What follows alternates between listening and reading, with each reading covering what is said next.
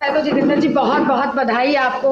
इस क्षेत्र से आपको टिकट मिला और बहुत बलशाली क्षेत्र है, ये नामी क्षेत्र है और ऐसे में आपको टिकट मिलना ये एक बहुत बड़े सौभाग्य की बात है।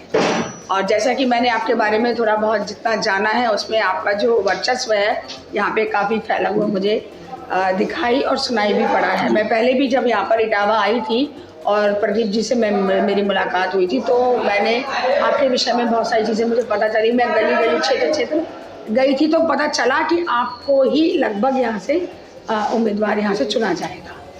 तो अब मेरा विषय ये है कि आप समाजवादी पार्टी की तरफ से अपने क्षेत्र से खड़े हुए हैं, तो ऐसे में आपकी क्या मुख्य भूमिका रहेगी समाजवादी पार्टी को लेकर, अपने क्षेत्र को लेकर? हमारे राष्ट्रीय महासचिव माननीय शिवपाल सिंह यादव जी ने जो हम पे भरोसा जताया है, राष्ट्रीय नेतृत्व ने जो मुझ पे भरोसा जताया है और यहाँ की जनता ने, सम्मानित जनता ने और यहाँ के सभी समाजवादी पार्टी के सभी पदाधिकारियों ने जो हम पे भरोसा जताया है, तो सबसे पहले मैं ये कहना चाहता हूँ जो मेरा समाज है, दोहरे जाटव समाज है, वो पूरा का पूरा वोट हमें देने जा रहा है। और समाजवादी पार्टी के सभी साथियों सहित सभी समाजवादी पार्टी के कार्यकर्ताओं की उम्मीद है कि आपकी जीत होगी। आपके क्षेत्र से जो निकल के लोग आ रहे हैं, जो नए युवा हैं, उनके लिए आपका क्या एक संदेश ऐसा होगा जो कि आपके समर्थन में जिनका? देखिए, युवा का सबसे बड़ा यहाँ फैसला होगा क्योंकि युवा बेरोजगार हो चुका है। युवाओं का एक उदाहरण अभी छोटा सा, अभी 1 महीना पहले की बात है, पुलिस की जो नौकरी के लिए उन्होंने जो आवेदन किया, फार्म भरा, एग्ज़ाम दिलाते समय उनका पर्चा लीक हो गया। तो ये भारतीय जनता पार्टी की पोल खुली कि ये पहले तो वैकेंसी निकालते हैं, एग्ज़ाम के समय पर्चा लीक करा देते हैं और युवाओं को बेरोजगार कर देते हैं। जी।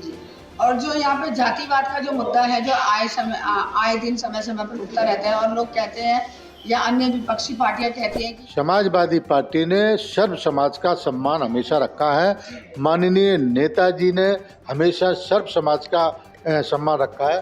चाहे आप नेताजी के समय का ले लो, उसमें हर समाज के लोग मंत्री थे, हर समाज के लोगों को ध्यान रखा गया, हर समाज के लोगों के यहाँ विकास कार्य कराया गया। तो ये तो भारतीय जनता पार्टी के लोग कहते रहते हैं कि ऐसा नहीं है। वो समाजवादी पार्टी पीडीए के आधार पर चलती है। जी। पीडीए के आधार पर जब समाजवादी पार्टी चली है तो क्या ऐसी घोषणाएं पीडीए के आधार पर उन्होंने करने की कोशिश की है जिससे कि जो समाजवादी पार्टी की तरफ से और आपके सानिध्य से उसको वो पूरा? माननीय राष्ट्रीय अध्यक्ष ने पीडीए को चलाया, पिछड़ा, दलित, अल्पसंख्यक और जो सामान्य समाज में अगड़ा में सभी आ जाते हैं, तो उनका भी ध्यान रखा जाएगा, दलित का भी ध्यान रखा जाएगा, बैकवर्ड का भी ध्यान रखा जाएगा। सभी लोगों को उन्होंने समायोजित करके पीडीए बनाई है। तो इसलिए अब की बार उन्होंने पिछले जो भी गलतियां रही हों उन्होंने सबको छोड़ते हुए पीडीए का ध्यान रखा है और पीडीए अब की बार इंडिया गठबंधन के तहत सरकार बनाएगी। जी, आप मुझे ये बताइए केवल कि जब आपको टिकट मिला और आपके नाम को लिया गया सामने, तो आपके मन में प्रथम प्रश्न का क्या जवाब आया कि आप अपने क्षेत्र के जो लोग हैं उनके लिए क्या करें?